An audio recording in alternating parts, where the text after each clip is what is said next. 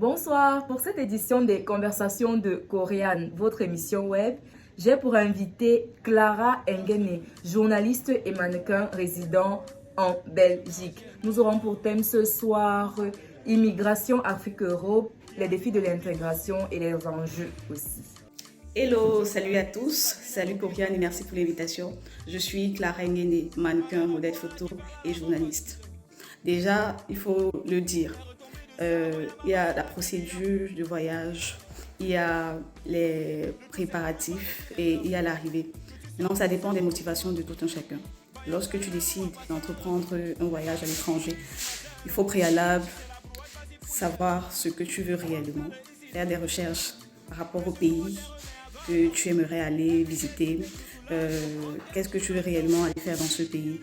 Ça te permet de savoir exactement ce que tu veux, pourquoi tu le fais ce voyage et ça va te donner les armes nécessaires pour pouvoir, comment je peux appeler ça, pour pouvoir être à la hauteur pour relever les difficultés que tu as rencontrées sur le territoire. Nous avons énormément échangé et vous étiez tellement nombreux, les réactions aussi, pour dire que le premier constat qui est fait lorsque quelqu'un voyage, c'est que la préparation en fait concerne surtout le climat, c'est-à-dire que les gens te disent achète des manteaux, prévois des habits chauds et tout pour te préparer par rapport au climat, mais il n'y a pas une préparation mentale, il n'y a pas une préparation en termes de système, de fonctionnement de l'Europe qui est faite. Et donc, les problèmes que Clara a pu énumérer, il y en a eu 3 qui étaient d'abord ce premier problème-là qui est que lorsque tu pars en tant qu'étudiant, tu es confronté à un système éducatif différent de ton pays d'origine et notamment le Cameroun pour le cas actuel.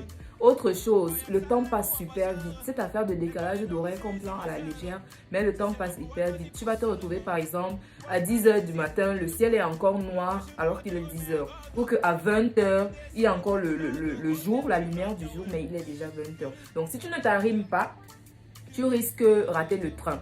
Ok, la troisième chose, c'est la solitude. C'est la solitude parce que tu te retrouves seul, sans famille. Et le pire, c'est que les premières personnes desquelles on te recommande de te méfier sont les ressortissants de ton pays. Dans notre cas, nous les Camerounais, elle par exemple qui est en Belgique, les premières personnes desquelles on lui a demandé de se méfier, ce sont les Camerounais. Ce qui a soulevé une problématique majeure dans notre échange pendant les conversations de Coréane, qui était ce problème de solidarité là des Camerounais à l'étranger. Et au fil des conversations, nous nous sommes rendus compte que c'est un problème de nature à la base. Comme on dit, tu chasses le naturel et reviens au galop. On a retourné la question dans tous les sens et finalement, il y a eu tellement d'interventions qui allaient déjà dans le sens de... À partir du moment où on parle d'intégration, il n'est plus question de parler de communauté, mais de pouvoir aller autant vers le Camerounais que vers l'étranger. Ça veut dire que si ton frère Camerounais te tourne le dos, sens-toi libre d'aller vers un étranger sans te fixer de limites.